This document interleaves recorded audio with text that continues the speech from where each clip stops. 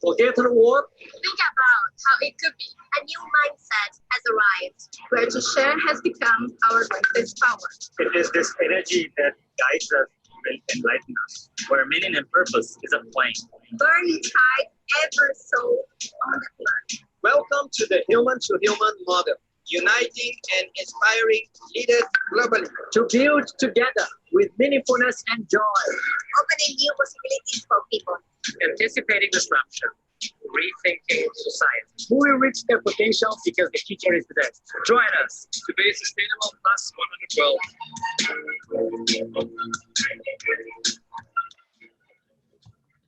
I think right now is clearly the way to act. Lack of clean energy will affect the Earth's core later. I find that when people begin making small changes, they gradually get bigger because they get this feeling, I am doing something. So we moved from greed-based civilization to human value-based civilization. Making money is a happiness. Making other people happy is a super happiness. Wondering about your future? So bring your DNA to us today.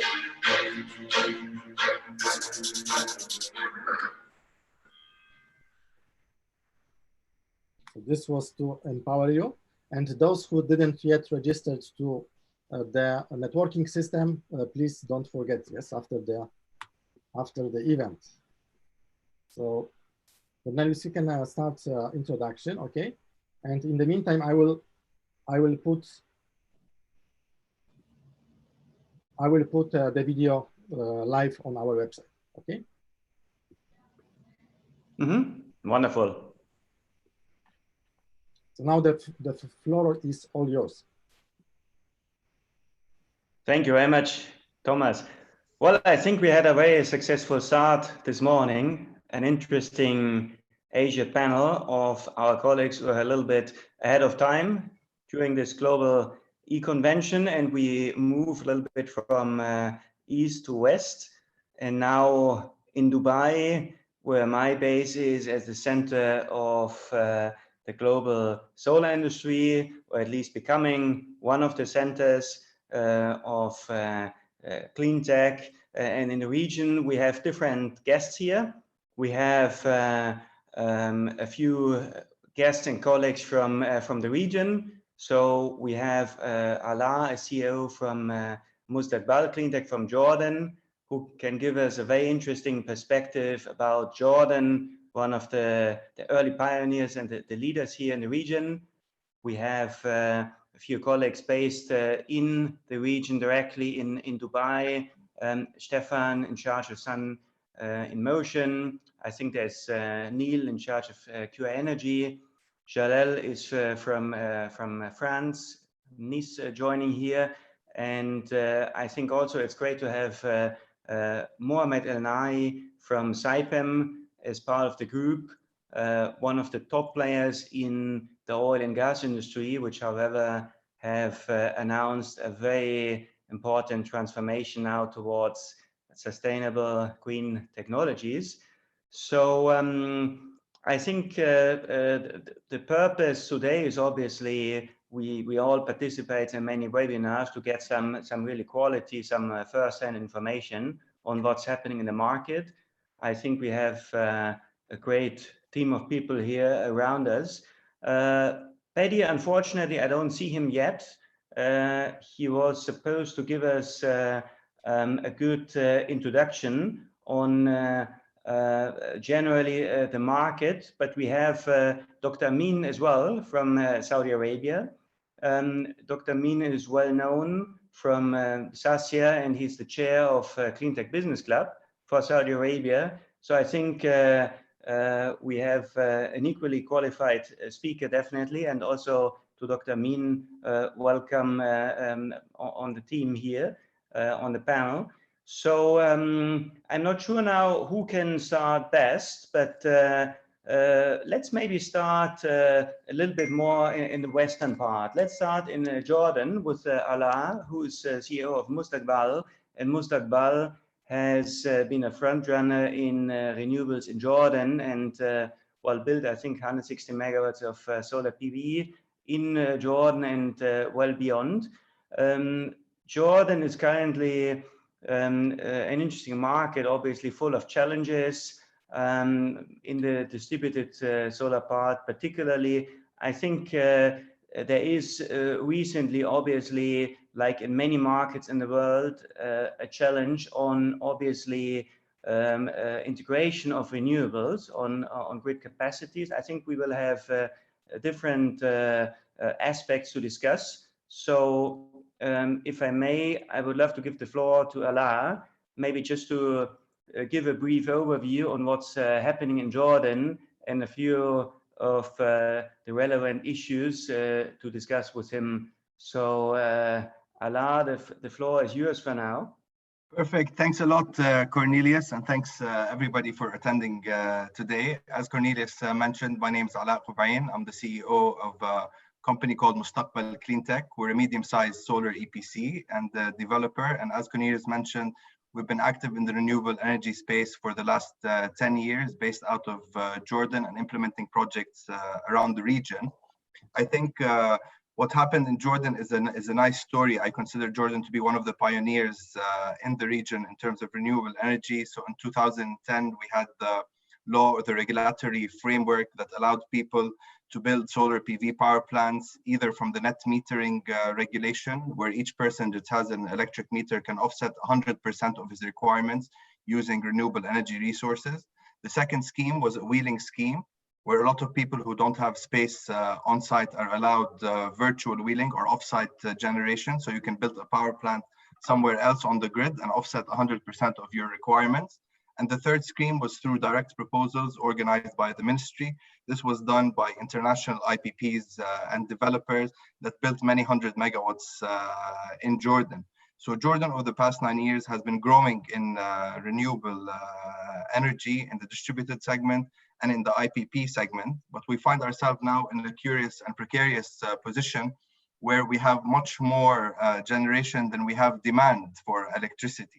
So our peak demand is around 3.2 gigawatts, but now we have over 4.5, let's say, gigawatts in assets that can produce power. So Jordan now is a net, let's say, an excess generator of electricity. And in the recent times, what we found since the start of the COVID-19 outbreak, the Jordanian government issued the defense law. So the defense law suspends the laws in the country, which leads to a lot of force majeure, let's say, situations. And also at the same time, this led to a huge drop in energy demand in the country. So the drop was from 3-point-something gigawatts down to 1-point-something gigawatts. So what that entailed was that NEPCO gave instructions to the 3 utilities in Jordan, which are JEPCO, EDCO, and IDECO, to shut off all private wheeling plants in solar. So actually, during the last 3.5 weeks, all PV plants that were constructed on a wheeling scheme for the private sector, this could be hotels, this could be hospitals, this could be banks, this could be supermarkets, have all been shut down. And the reason NEPCO say that this has been shut down was to manage the grid. They found an overvoltage in the grid due to low energy demand. And the first assets that they took offline were the wheeling projects. So that created, let's say, sort of a situation where we need to analyze as a country and policy frameworks in general, the competition between private and public off-takers, because NEPCO has a lot of contractual agreements with large IPPs that they can't break. So the easiest, let's say, assets to get off the grid in Jordan have been the wheeling assets, which we think is a bit unfair, but this maybe gives us a good opportunity to develop during the next 10, 20 years so that the grid can be able to take this excess capacity. So it can either be through batteries storage, to increase the battery storage on the grid, which NEPCO, the main transmitter in Jordan, has been trying to do for the past 3 years, and it issued standards in that accord, but also on maybe a small scale to increase energy storage. The second way is to maybe position Jordan to be a good renewable or solar to X country, so it can use this excess energy, let's say, for the production of green molecules, green hydrogen, very high energy intensive industries where it can use energy cheaply. And the third one is the interconnection of Jordan to other states. So currently Jordan now has 2 interconnection lines, One is connected to Egypt through an underground cable to the Red Sea, which is what we get our frequency from, but this is a limited capacity line.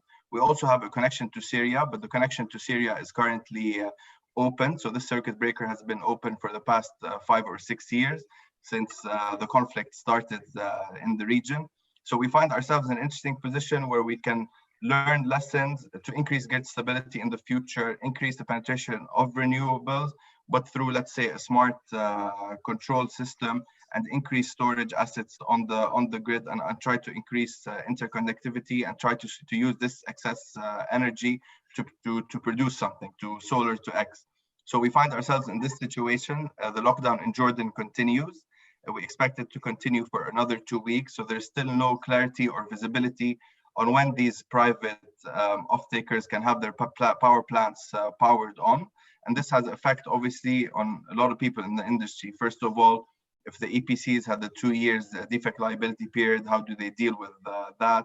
For developers who do not have take or pay clauses in their contractual, how do they get paid to cover their, let's say, debt expenses that they have on that? So we find ourselves in this situation, but we think it's a good position so we can learn for the future. Very interesting, Ala. Thank you for outlining this. That's an unprecedented situation, and I think indeed it presents many learnings to us. Well, should Jordan have been better connected, like Europe? I look at Germany currently. Germany had 52% of renewable electricity generated from all electricity in Q1. This is even before the lockdown. You have phases in which, you know, for sunny and maybe even combined windy days, the majority of German electricity is currently produced via solar power, at least during the day, and wind. And this is only possible because Germany is an interconnected system. Germany is interconnected with the neighbors. Germany's grid, you know, the capacity, the functionalities, they grew very quickly with the rapid expansion of renewable energy capacities. And Germany, of course, has a well-balanced mix of renewables as well, and quite substantial storage already. So this is a very interesting case, and probably an unprecedented situation in Jordan, where we can share some best practices. I even look very surprised at, for example, these web pages where you can see in the UK, majority of all electricity at midday produced with solar, then a little bit of wind, and then long comes nothing, maybe a little bit of nuclear gas, zero coal, and a bit of import from France, for example, via the interconnector. So this is very, very interesting new situations. In Europe, obviously, this has a massive implication on markets as well. So wholesale markets are depressed because obviously renewable energy has priority in Europe. This puts fossil even under larger stress and utilities because they have to take up renewable energy sources. It presents challenges for corporate PPAs, like for the wheeling in Jordan, but still we see major corporate PPAs concluded. Like, for example, yesterday I read about Australia, where a big retailer signed a corporate PPA with a wind farm. So extremely interesting times, I would say. Jordan has some plans to be connected to the GCC power grid. That's maybe an interesting one, either via Saudi Arabia or via Iraq. Would you maybe like to comment on this, Ala, and how you see future interconnections after this learning experience? Perfect. So I think I can start with Iraq. So Iraq traditionally has been a good energy partner for Jordan. So during the 90s, we used to get a lot of free gas from Jordan to produce energy. But currently, because of the conflicts in Iraq, the electricity brownouts or blackouts are very, very frequent. So if you look at Iraq as a market or electricity supply in Iraq, you'll find that most places in Iraq don't have 24-hour connectivity. So they usually have scheduled shutdowns each day that lasts between 6 and 7 hours. So during this time, people rely on diesel generators. So if it was the residential sector, they usually have a subscription with a diesel generator, or if it was an industrial facility, then they rely on their diesel. So we found it a challenge in Iraq to actually connect grid-connected solar PV, because you really cannot assess the feasibility, because the blackouts and the brownouts are not scheduled. So how do you assess the feasibility? Do you do a solar PV hybrid system on a diesel generator, but also connected to the grid at the same time? And how do you offset which price of electricity? Because the electricity in Iraq now is very, very cheap. So it's around one cent a kilowatt hour to consumers. And usually this fee is not collected by the government. So we're seeing moves in Iraq recently. We saw the opening expression of interest for several 300 megawatts plus or more on 6 sites in Iraq in terms of development. We're seeing GE building 2 power plants last year in Iraq. So Iraq is shoring up its infrastructure for energy. But I think it would make sense for both Iraq and Jordan at this point, because we have a long border connected to Iraq there, and we can reach to their grid. And we also have the northeastern desert, which is full of renewables that can also be sent to Iraq. So I think this is something in discussion on the ministerial level or on the political level, and this will surely open the doors. But I think the Arab world also, if you compare it with Europe, lags behind that the regulations are not meant for energy trading. It's not a liberalized energy market. So in Europe, you can offload from Germany to Poland, for example, and sometimes even pay them to take the kilowatt hour. In the Arab world, there's still no liberated energy market or energy trading. Specifically in Jordan, it's very set. The prices are very set. So this is a step in the right direction. And I think as well for Saudi Arabia, if we connect to the grid there and liberalize the regional energy market, then this can be a solution to the problem. But if we also want to look at if our target as a country or all the countries in the world, which should be our target, is to go 100% renewable by 2050, then I think interconnectivity won't solve that problem alone. We definitely need to increase electricity use for sustainability. So for example, for hydrogen, we need to increase our storage capacity.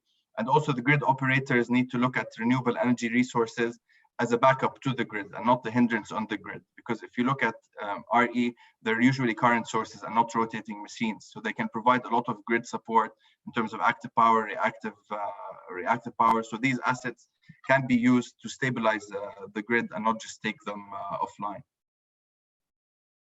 Well, thank you. That's I think a very interesting perspective for all of us, and pointing also on the strategic location on Jordan, and hopefully Jordan can take a leadership role in implementing more electric interconnections, maybe step-by-step market elements. Oman is already this year introducing a spot market, so I think this is a very interesting one. You have, I think, full support by the GCC Interconnection Authority. I just talked to Ahmed Ibrahim last week, and I think the GCCIA is definitely pushing towards an as soon as possible electrical interconnection to connect the GCC power grid to Jordan and then to Egypt, obviously, as well. You have NEOM, I think, close to the Jordanian border. Very interesting one as well, and a lot of things are happening in NEOM.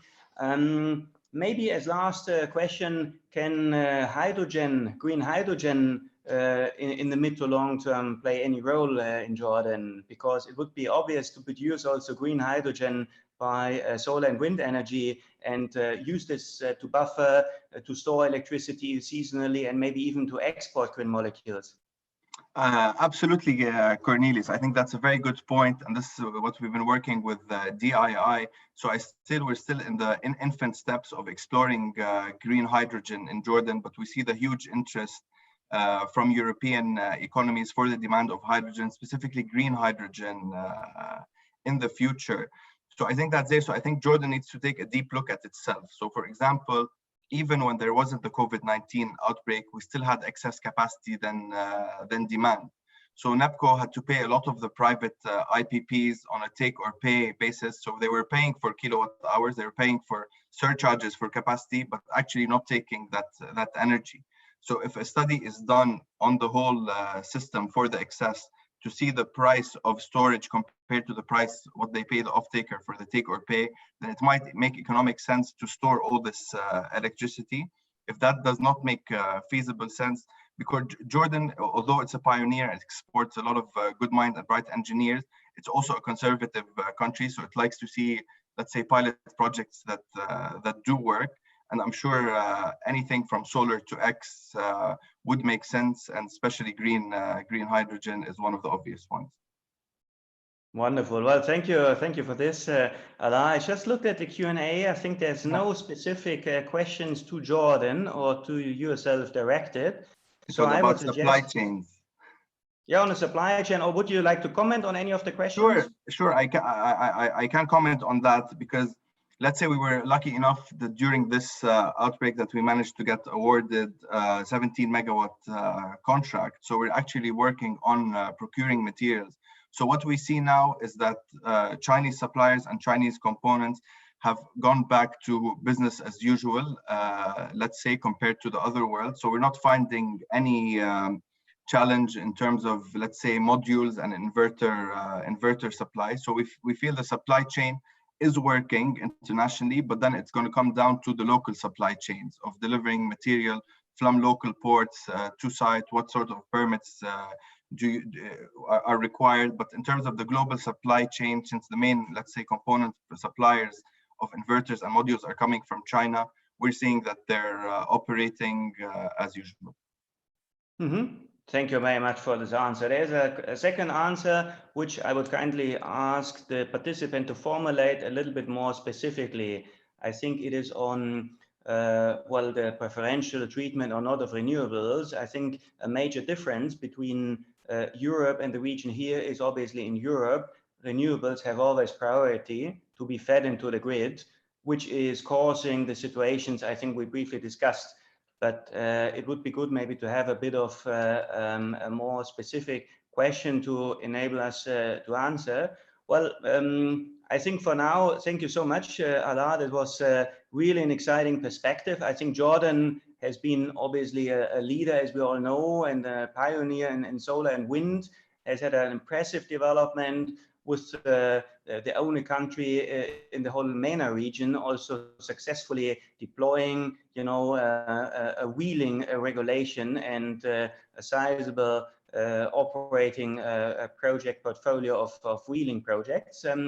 But obviously now with the unprecedented situation at the same time, which I think poses quite a few challenges for the main players in the market. But let's maybe pick up on the green molecules and hand over to Mohammed from Saipem.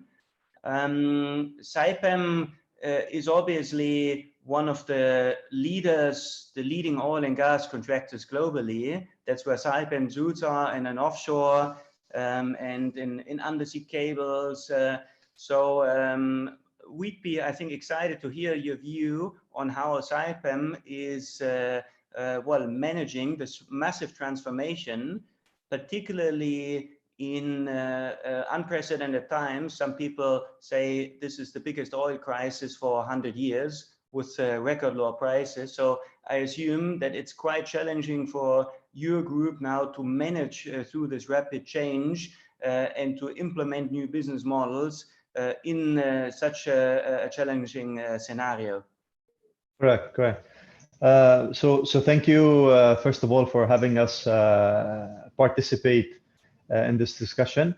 As you've mentioned, these are unprecedented events that would leave many of us in the phase of really rethinking and re-strategizing our business models. Luckily for us, we have, let's say, we're quite known for, of course, the oil and gas sector and our, let's say, value proposition for the standard oil and gas sector. But luckily, Saipem is also quite active in infrastructure, and in other sectors such as water.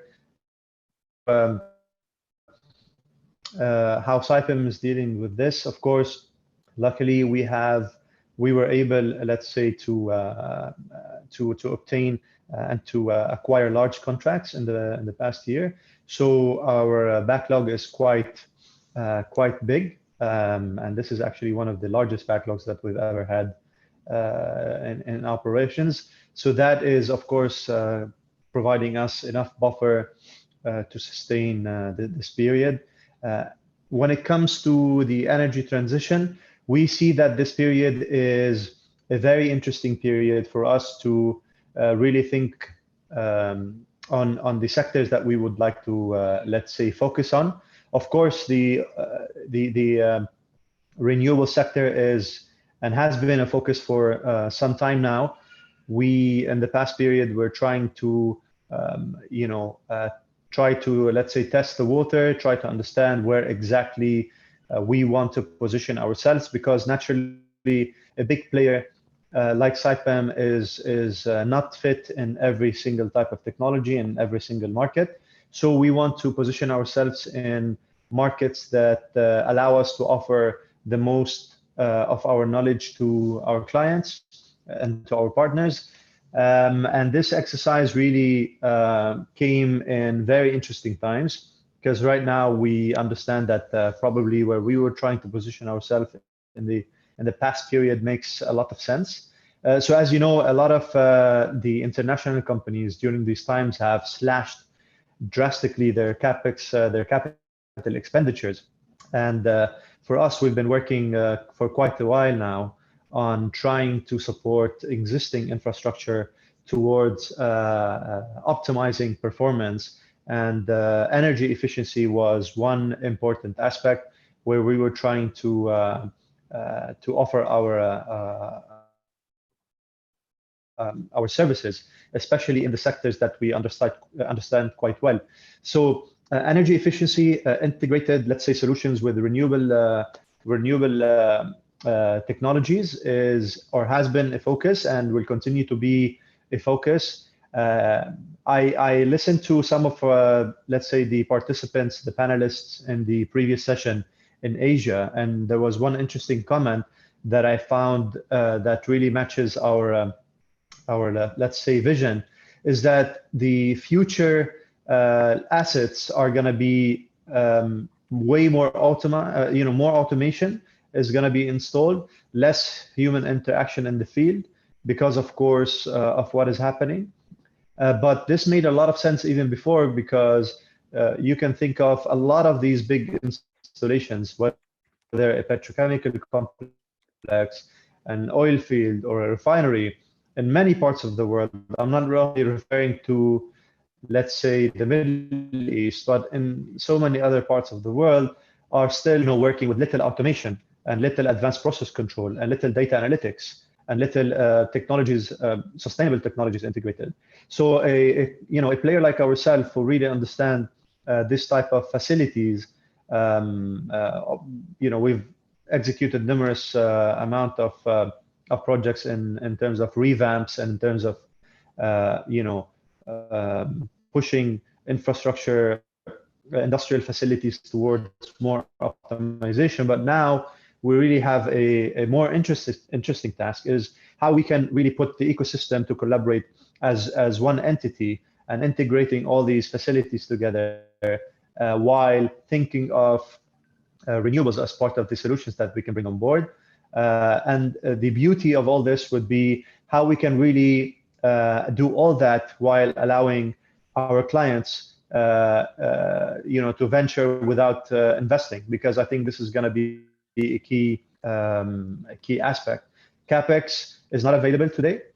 So what we are trying to do is working out a formula with international partners to bring different stakeholders on board, financial institutions, clients, investors, and ourselves, energy, let's say, ESCOs, to come up with a solution that pushes this type of infrastructure and, let's say, facilities to perform more while being more efficient. That is one. And if you think about integrating hydrogen and integrating other sustainable technologies in this type of facilities, while thinking of optimizing this type of industries, then there's a lot of sense, and this would really tell us that there's a lot of space, even with these tough times. New opportunities can come out. So I would say definitely renewables with sustainable technologies like green molecules, and integrated with energy efficiency projects will start becoming more and more attractive to the market. Just one more point to add. I think where there's going to be a lot of potential for implementing also new type of technologies, and it's going to be the focus of Saipem in the next period, which is integrating solar technologies in offshore applications.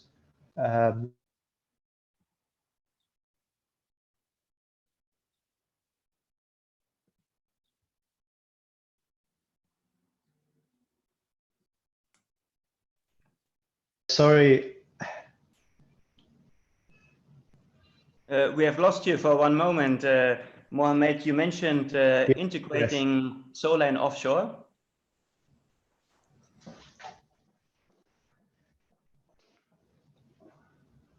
Can you still hear us? Yes. Can you hear me all now? Wonderful. Now you sound perfect. I do. Okay.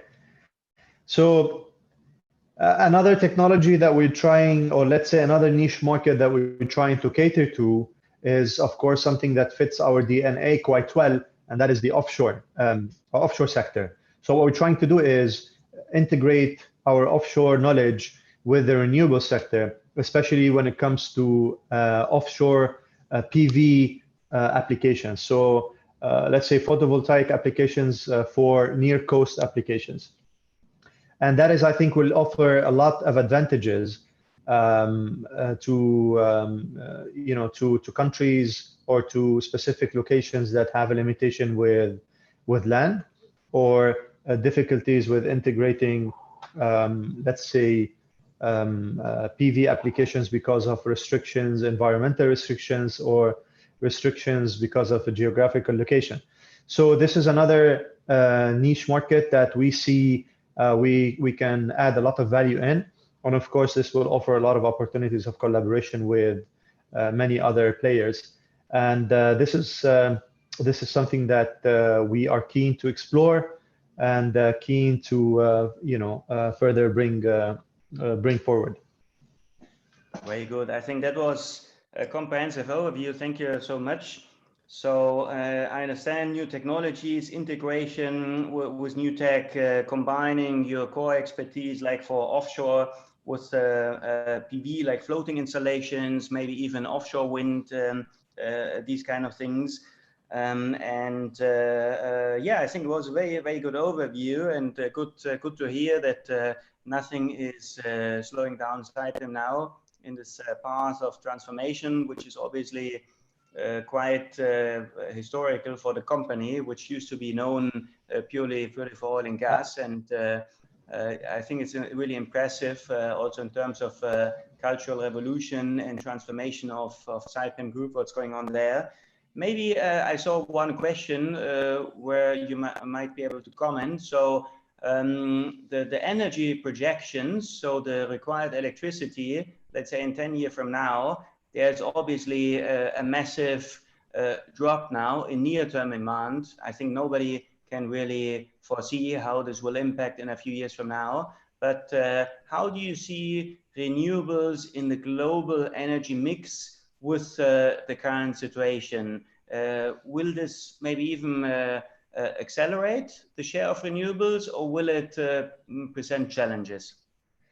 So Cornelius, this is a very good question. And luckily, we are not limited to generating electricity when it comes to renewables, because as we all know, renewables is not only focused on that, but today we are mainly, we are also looking at trying to transform this power into something which could be of greater value, such as hydrogen, urea, ammonia, and so on.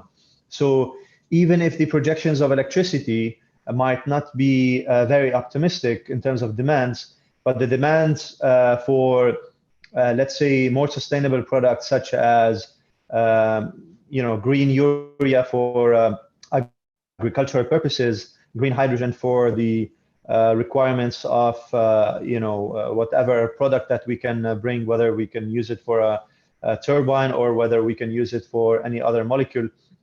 This will not stop. There's a very clear intention from the global, let's say, players and the market that the direction of pushing green molecules further will continue. And I think this is a great opportunity for the renewables, because this will also accelerate the let's say joint efforts into trying to understand what how we can really use the power that we produce from renewables in the most efficient and cost-effective manner to produce something even more valuable than electricity. Thank you. That's I think an interesting answer, which gives I think also quite optimistic perspectives on our sector. And note the sheer variety and flexibility of green molecules far beyond the energy sector, on transport, on industries, even heating and cooling. I think this is one of the main drivers, indeed, what's currently really boosting this topic. Maybe just from a European perspective, we've just completed as DI Desert Energy the latest report on a 2x40 gigawatt electrolyzer initiative, and presented this to the head of the Green Deal of the European Commission, Frans Timmermans. And there was a clear message that the Green Deal, the 1 trillion program to decarbonize Europe complete by 2050, is more relevant than ever. And I think there were very supportive comments that the Green Deal is maybe the integral part of the stimulus program. And I think also looking at the past, which kind of role stimulus programs in the green and renewable space had to create new jobs, to boost innovation, to boost also more sustainable technologies, in helping us with the long-term issue, climate change. I think this is a wonderful combination and very encouraging messages coming out of Europe that this will play a key role. Let's maybe switch from Dubai to Saudi Arabia to bring in Dr. Amin, who has been, I think, a well-known colleague in the solar industry. Has been with Saskia from the very first start, is chairing CleanTech Business Club in Saudi Arabia. Saudi Arabia has been a relatively late mover for renewables, but has managed to get impressive traction in the last 3 years, let's say, with Sakaka coming online, the first wind park, I think, in advanced construction, world record low prices. So I think everybody's looking at Saudi Arabia, and even Repto 2 with the shortlist now being published in difficult times. So things seem to go ahead still. I think the global and the regional renewables industry has high hopes in working in partnership with Saudi Arabia, with the kingdom, and making this happen. I mean, how has Saudi Arabia reacted to this unprecedented situation? What kind of measures were taken, policy measures? How do you see the current situation? Can you please let us have your perspective? Sure. Thanks, Cornelius, and good morning and good afternoon to everyone in the panel. I think this is unprecedented times, as have been mentioned, and I think it was well coined, like we're stronger together in sharing knowledge and sharing perspectives. What happened in Saudi Arabia, since 2 months ago, was really like a case study that has to be studied and shared with the others. Saudi Arabia, as one of the leading suppliers of oil, that is a crucial part to the global economy. And so what happens in Saudi Arabia affects many countries around the world, just like what happens in China and elsewhere.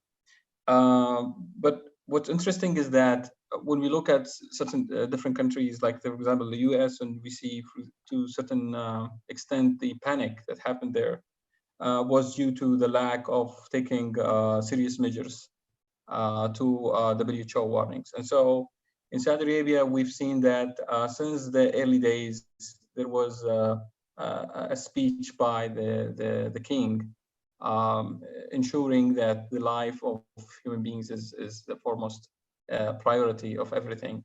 And so we've seen escalation of measures from closing schools to halting international transportation, local transportation, interregional transportation, and etc.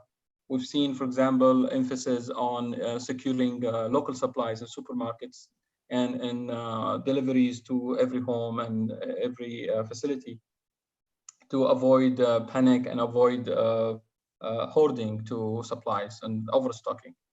Another measure was seen to mitigate the risk on the business continuity across all businesses in all sectors, and that required a comprehensive action plan across all the ministries in the country, and resulted in identifying 85 initiatives from 22 entities, and with a cumulative support package of 170 billion riyals. That's about $45 billion. And this incentive package constitutes of a lot of support mechanisms, starting with covering about 60% of all salaries for 1.2 million employees. That also included, for example, extension of any deadlines for payments, for fees, whether it's for example, utilities or for customs, for taxes, for zakat, and you name it. There were also discussions with the local funds and social development banks that they need to reschedule payments of loans. There were also discussions with the corporate banks to also consider that for large-scale enterprises. So I think the measures have been taken to reduce the risk, reduce the panic, maintain the business continuity, despite all the factors that happened in the region, and despite also the economic volatility that happened due to the decline of oil demand. So just at the beginning, or coinciding with the outbreak of coronavirus, what we saw is that there was a decline in oil demand by 60%, and that there was an OPEC plus meeting that did not go well. So the prices also of oil went down. So I think overall the situation has been well managed in various levels, and that support businesses in various ways. That's great to hear. Yeah, well, yesterday I had a call with Peter Terum, who's in charge for energy of NEOM, and well, I can also share this with everybody that NEOM is going ahead full steam. Is actually more advanced in different respects that many people might know. Some sort of local inauguration had to be postponed, but only like the big official things with international guests, which was planned now for March, April. But even, part of the NEOM team is now moving already from Riyadh to NEOM. So I'm always impressed on this progress. I think that's obviously a very important project for your country. But let's maybe talk about Repto, about the procurement phases. So phase one was published recently with another world low record, the 1.61. I think this everybody has noticed it now. This is all quite impressive, but maybe if you would like to briefly comment on how you see REPTO 2, 3, which is also being prepared now, and also with one interesting aspect, which is local content. Well, thank you for bringing that. Well, as for the National Renewable Energy Program, which is targeting about 60 gigawatt by 2030, there is a very strong emphasis on keeping things on schedule, despite, for example, the recent outbreak of coronavirus. So you could see that the announcement of the shortlisted bidders, although a little bit was delayed to analyze the situation, but there were like directions to keep things on schedule. And then there was the announcement of round 3 projects with 1.2 gigawatts. As for round 2, you mentioned the lowest bid, which is among the shortlisted prices. But still, there is a project called Al Faisaliya with 600 megawatt. And for that, recently, REPTO has received the BAFO, the best offer. And still, we're looking for even more interesting prices happening.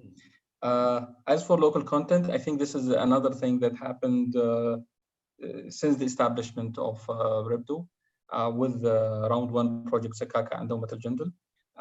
There is initially there was a calculation method designed by REPTO, but with round 2, there was a new authority called Local Content and Government Procurement Authority.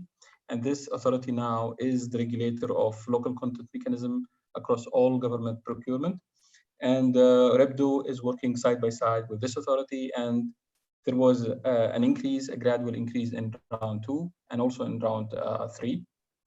From what I know is that all the developers have performed very well in their plans and in their discussions with REPTO. So the local content is not by any mean or any way is super, let's say, or very, very stringent or very difficult to achieve. All developers have mentioned that they can do it easily, which is good. Alongside with that, there are more initiatives to support local content and establishing of or attracting more manufacturers to the country and more service providers. There was the announcement from the Saudi Industrial Development Fund, SIDF, for 3 programs. One is the fund for supporting manufacturers with very lucrative and competitive financing terms. There was another program, or this is still ongoing under discussion, to finance IPP developers. There was also a scheme that supports distributed and captive systems for agriculture, commercial, and industrial applications.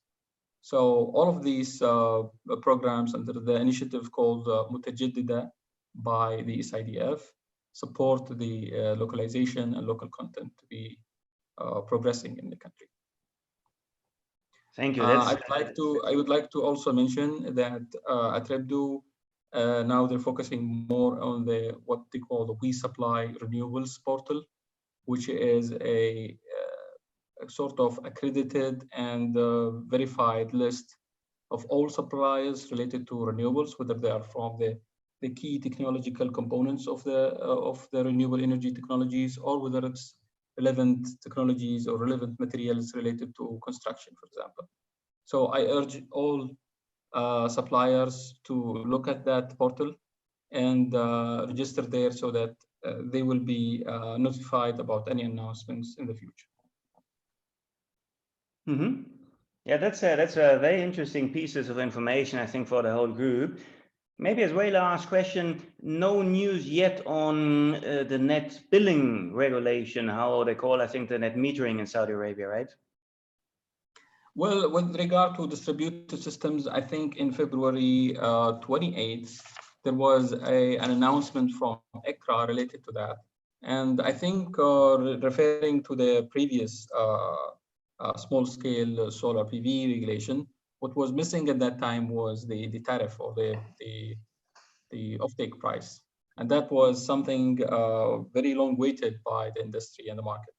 And in the announced regulation now by ECRA, they have mentioned that the offtake price would be 7 halalas. And then the regulation, I think, will follow the same conditions related to that. There will be carryover and the limits on the size, and etc. etc. I think I've seen it in Arabic. I'm not sure if there is an English version, but I have to look into that and share it with you when I have it. Okay, yeah, thank you for this.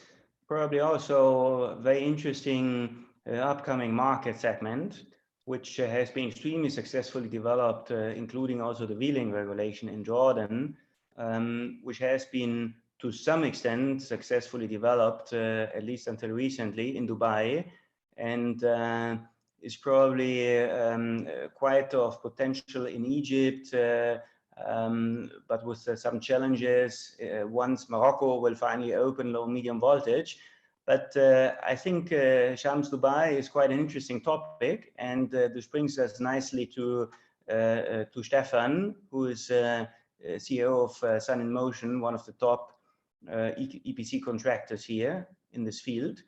So maybe Stefan, would you like to give us a brief perspective on what's happening here in Dubai? I think Shams Dubai started in March 2015, was well, a big hope, bit of a slow mover, gained quite big momentum in 2018 and even more last year, but was abruptly, let's say, slowed down by certain announcements relatively recently.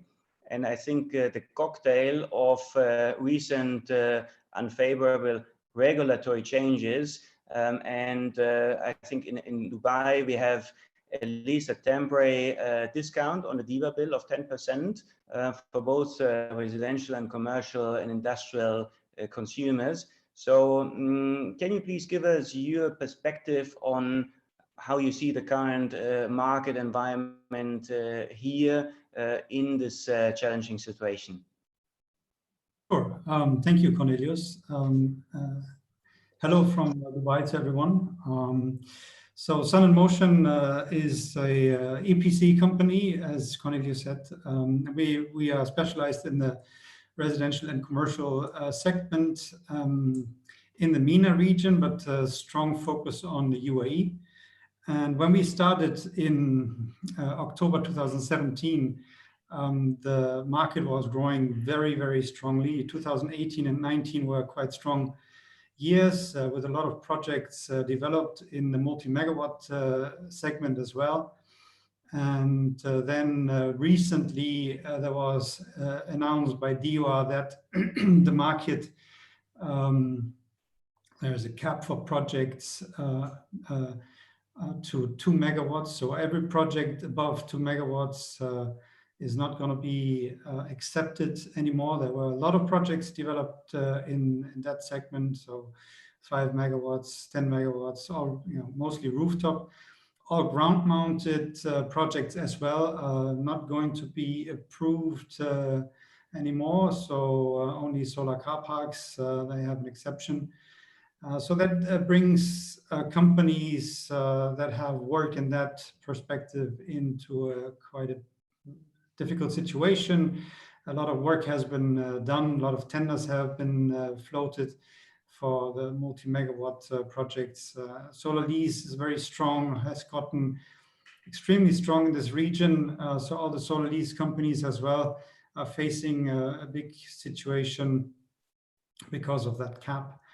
Then came Corona, and it is still possible to continue work on site. There companies that work in the EPC business and have projects, ongoing projects, they can go still on site under precautionary measures. So we still work on, for example, 2 megawatt projects in Dubai Industrial City and some other projects as well. But new projects are quite difficult to come up with at this stage. Companies are not very open to talk about this topic. They have their own issues, and solar is not always on top of everyone's mind.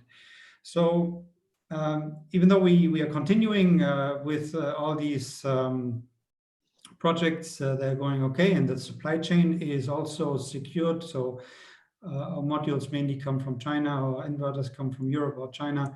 That is still working. Of course, some smaller issues that some of the products we need are delayed, but that's something we can handle. So no major delays for our projects. Now, going forward for new projects, I do see delays in signing and signing new projects with customers. And let's see how that's going to work out. We're on a complete lockdown for now, so everyone needs to work from home. Only companies in the infrastructure area and the contracting area are able to go out. That's going to continue for at least one more week. Let's see what happens afterwards. The numbers of infections is still going up, even though they have very strict measures in Dubai.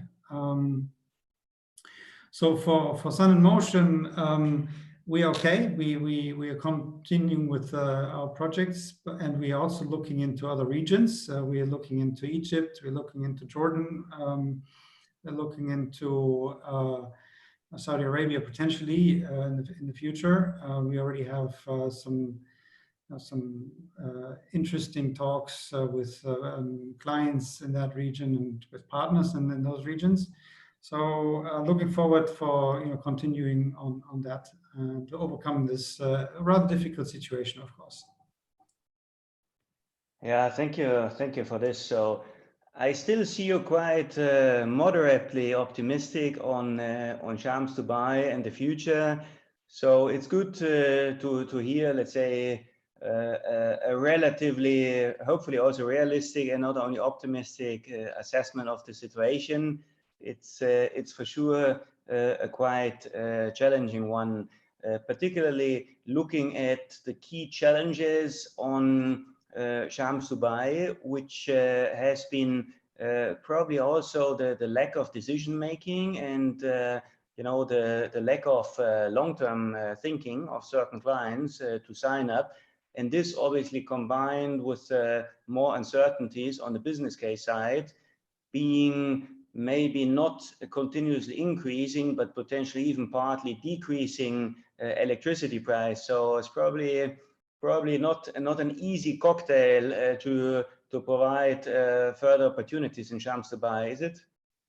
Well, it gives some opportunities, of course, because there's a lot of companies that are struggling, and they need to take a look at their OPEX and to take a look, how can they cut any cost. And especially with the solar lease program here, you can, without any investment, you can cut your OPEX significantly. And I think that gives us a chance in the future to go to all kinds of businesses saying, okay, you don't need to invest anything. We are there to handle everything. We bring solar on your roof, and you can cut your electricity cost quite significantly. So I think in the future, especially in the below 2 megawatt segment, there will be quite a substantial market. And one good thing as well is that solar in the past couple of years in the region and in the UAE has become an issue, for a positive issue for a lot of companies that are really thinking about this, and this is on the table. So once this crisis is over and the market opens up again and people are again open for discussions, I'm very hopeful that we'll have a good market back again.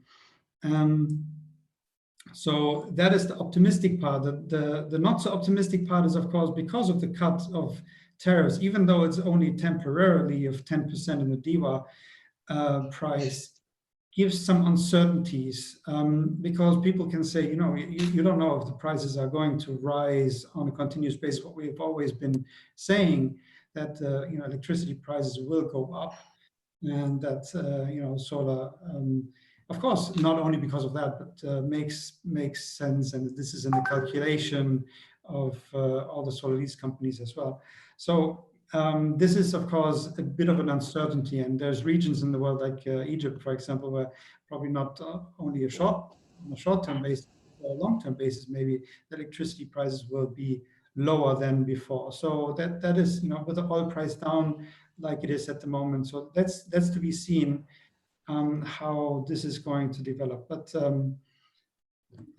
I think the Shams Dubai will most likely continue for a while, and then if something new comes along that makes solar makes sense in this region, no doubt about it. I mean, that's the positive point. Wonderful.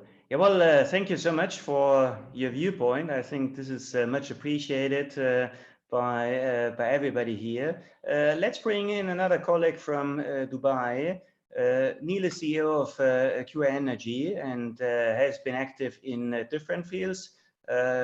Among, I think, the business areas is Shams Dubai, but also with new innovative solutions, I think, like floating solar, which is quite exciting, e-mobility, which is also a potential opportunity here in Dubai.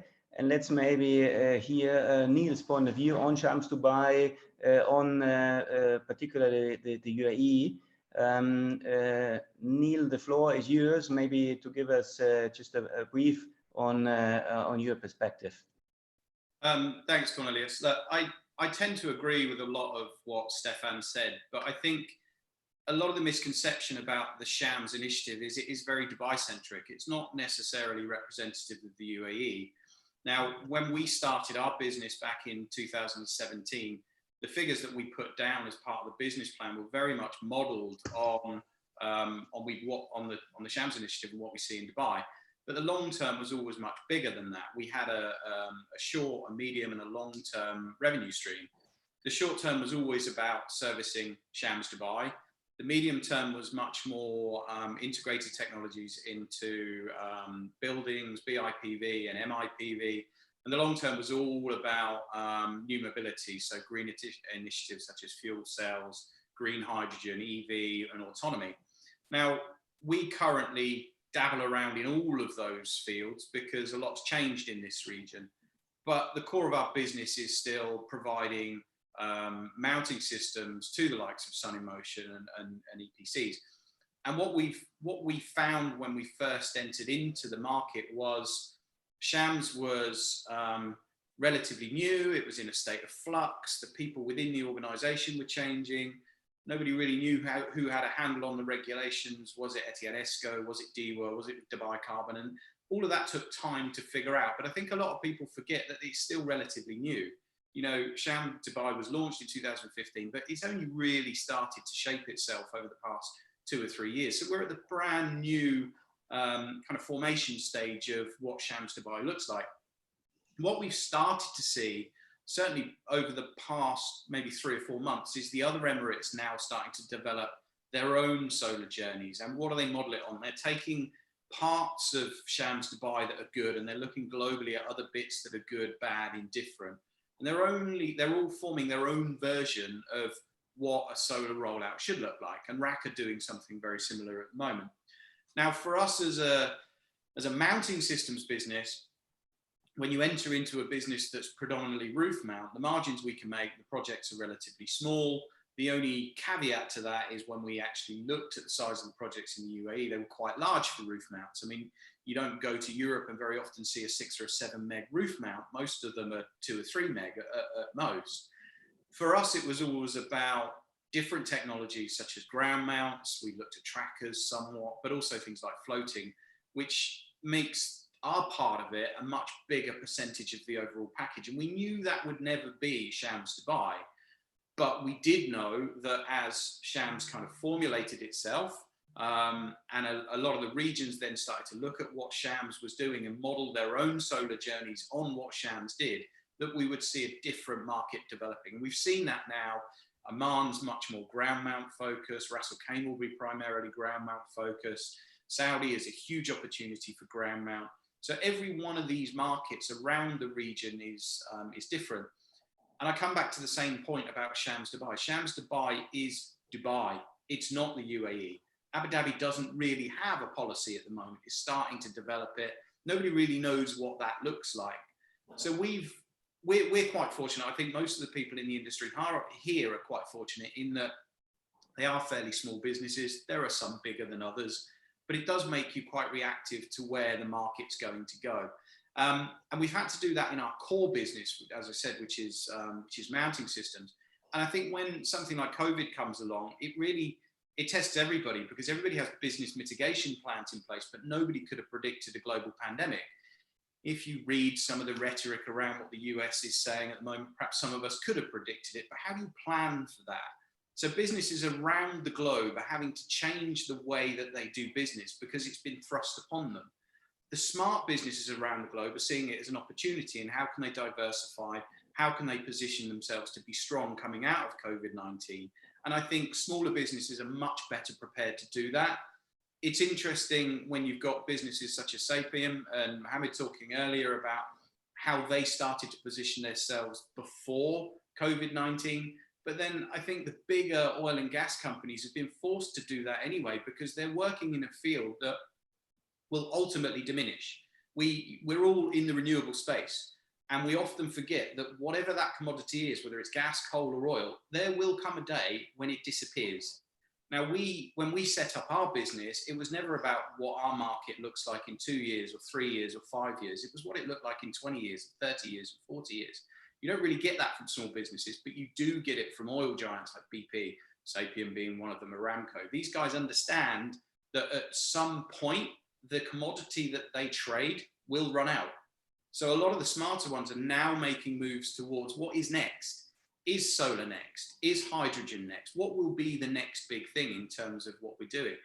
Now, I personally believe that in this market, particularly for Dubai and Shams, things have changed, and it will get difficult over the next 3 to 6 months, primarily because a lot of funding's dried up. Stefan mentioned there that a lot of private people that have looked at putting solar on their roofs, they've got other fishes to fry, they've got bigger problems. We also see here that a lot of the clients that we deal with are not necessarily Dubai-centric, they're hubs for overseas businesses.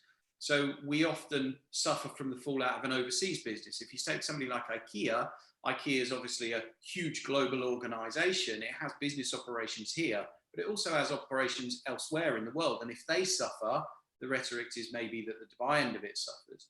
So I think it's going to be a hugely challenging time. The rules and regulations are changing all the time in terms of COVID movements, who can move, who can't move. But there's an awful lot we can all be doing to make sure that we come out of this a lot stronger than perhaps we could do.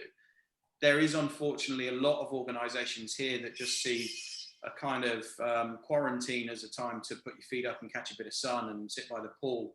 We're not that organization. I don't know many people that we deal with that are that type of organization, but I do see a lot of it. A lot of people in big corporates that are just sitting back and, hey, it's a great extended holiday. But we should all be using this time to make it better. Read a book, learn a new skill, learn how to use AutoCAD if you've never used it. I don't know whether you guys have children. I have 2 children. I've become a teacher. I'm learning things now that I'd forgotten 30 years ago or 20 years ago, and I'm having to relearn it now. So we're all learning new skills. Those of us that choose to apply them to make it a better place when we come out of it will be the people that accelerate into post-COVID-19, what the rest of the year looks like, really. Absolutely. No, I completely agree. And that's also one of the main, let's say, advice of Bertrand Piccard, that, look at the opportunities, just live the day, don't even worry about tomorrow, make the best out of every day. And same here, also learning new things like from school times with my son, I'm really enjoying it. And that the fact that we talk in this context here all together, I think is it's just a wonderful opportunity. I'm really enjoying it so much, and I think it's a very successful test for more to come. And well, to join forces on our common mission as well, to reduce emissions and make the world eventually an emission-free place one day. Neil, maybe looking at the questions, I see one question on energy efficiency. Maybe you can at least comment on this. I know you're quite broadly diversified with your activities in e-mobility and BIPV. not so sure on energy efficiency, but just in the middle, if you want to take it, it's on different applications, which one are most effective, and whether IoT or remote management can boost this field. It's something we've actually done quite a lot of work on. We looked at some off-grid office spaces for the Red Sea development. We got approached about a year ago by a client who wanted to take a temporary porta cabin and just literally put PV panels on the roof and take it off grid. And we tried to explain to them that it's just not that simple. And in anything we do, we always start with the efficiencies. So whether it's a vehicle that you're trying to run off MIPV, or a building that you're trying to integrate BIPV, or in BAPV where you're trying to apply PV onto the roof, it's all kind of pointless unless you start with making the user of that energy as efficient as possible. Now, in this part of the world, it's fairly unique. Obviously, if you go to Europe, the challenges are slightly different, because in Europe, you're trying to keep things warm. Here, we're trying to keep things cold. So it's a bit of an inverse effect. In terms of efficiencies, the biggest place to start in this region is cooling load. And there's loads of ways you can do that. You can look at DC air conditioning, you can look at natural shading, passive cooling, even really, really basic things like plant a tree. We looked at the project site in the Red Sea project thing. One of the first things that we did was introduce a load of shading from palm trees, because if the building's shading, it's not absorbing as much heat, therefore you don't need as much energy to cool it. And I think without question, that is the biggest place that you can start, is with cooling load. IoT for me is the last piece of the puzzle.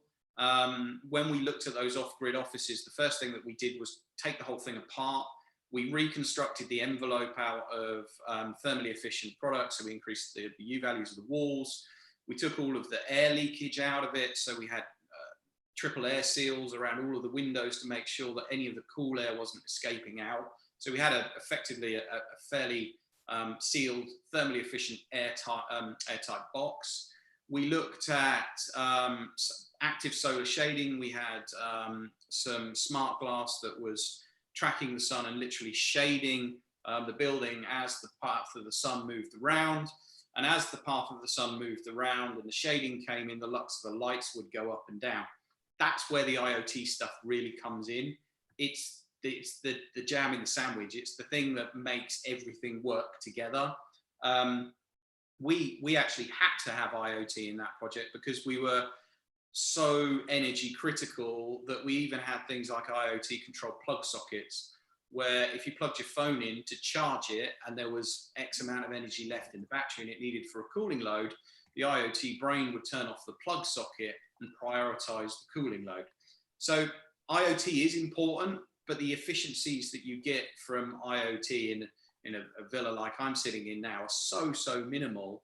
You want to start with the big ticket items. If it's a retrofit, get rid of your incandescent bulbs and change them to LEDs. I'm not convinced at this stage the extra 2 or 3% you get from changing them from LED to IoT LED is worth it, because the price point there's too much disparity in the price point.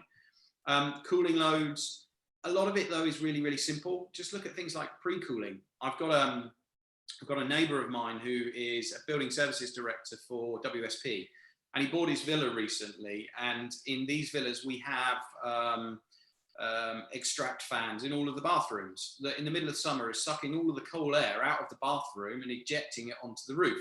So he went up onto his roof and he took some ducting and he channeled the extract out of his extract fans into the face of his air conditioning. So he's effectively pre-cooling his air conditioning units.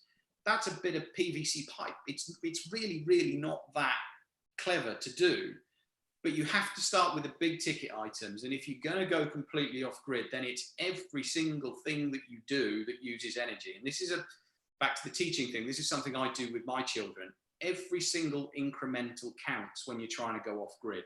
If you're still plugged in, it's probably not worth doing some of those things. So it really depends what your prices of energy are, what the cost of making those changes are, and how easy some of those things are. If you live in a villa and you want to bring your energy prices down, get some air seal and seal off all your windows. It will probably save you 20% on your cooling bill. But a lot of the general public doesn't understand that. Sorry? Because we are, I will need to leave from the room. And it looked like I gave you, Neil, you are so good speaker, I gave you the rights to host, yes? Okay. So, as soon as I leave from the room, you can still stay in the discussion, yes? And Okay. I think like in 6 minutes, we will finish the live stream because I will need to start in Africa, okay? So, Okay. So just for your information, yes? So I would like to really thank you guys for this discussion, and thank you so much, Cornelius. Yes? Thank you, Tomas, for pulling this Always off. Thank you very much. Thanks. Thank you to everybody, but we have Jalal still. And let's also bring in Jalal, who is a great expert in the whole region here and has been a friend for many years in the solar industry. You have, I think, a great broad view. So maybe from your beautiful base, Nice, a brief update on you, how you see the development and the challenges now.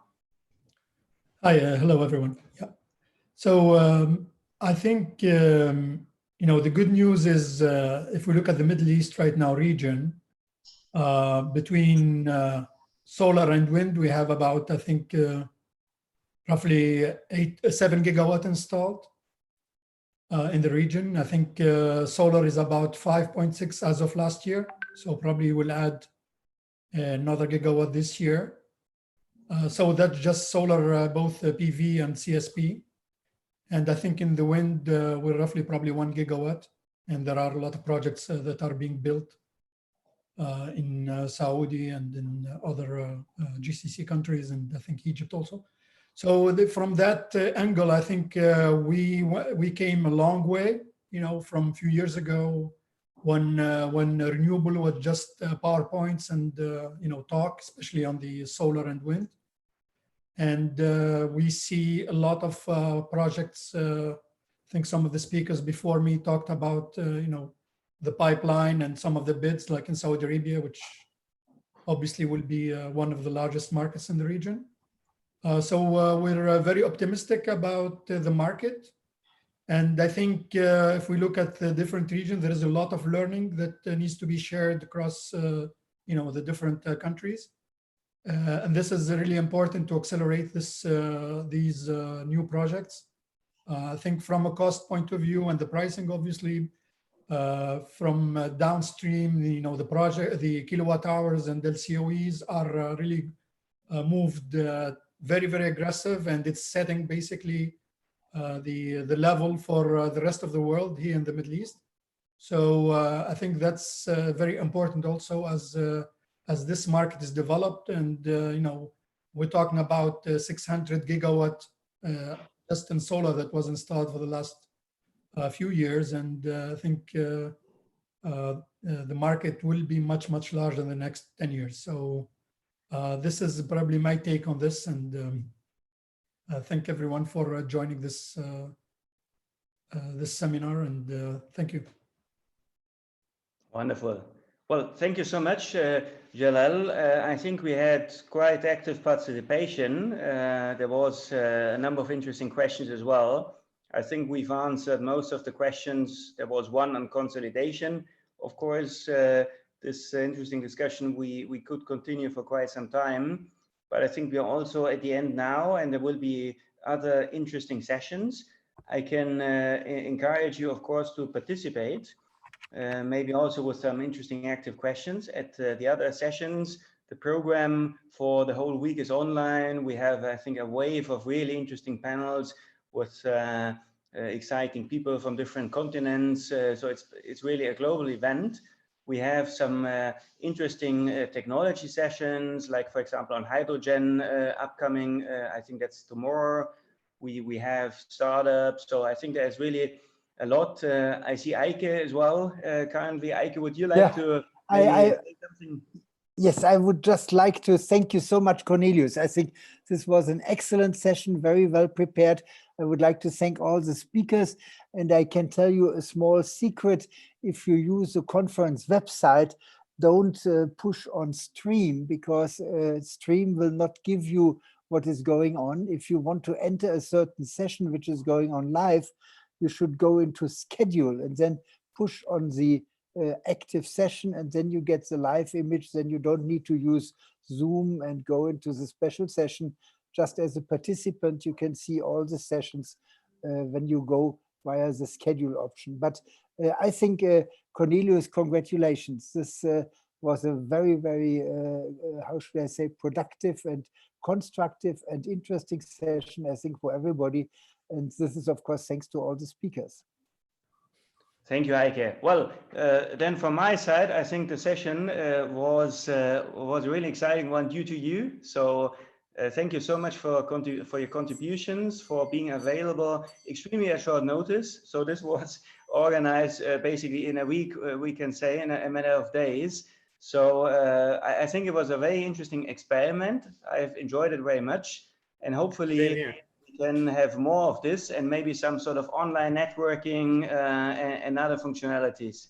Absolutely. Thank you all. Thank Pleasure you, meeting you all. Thank you for joining us. Bye-bye. Have a beautiful day. Bye. Bye.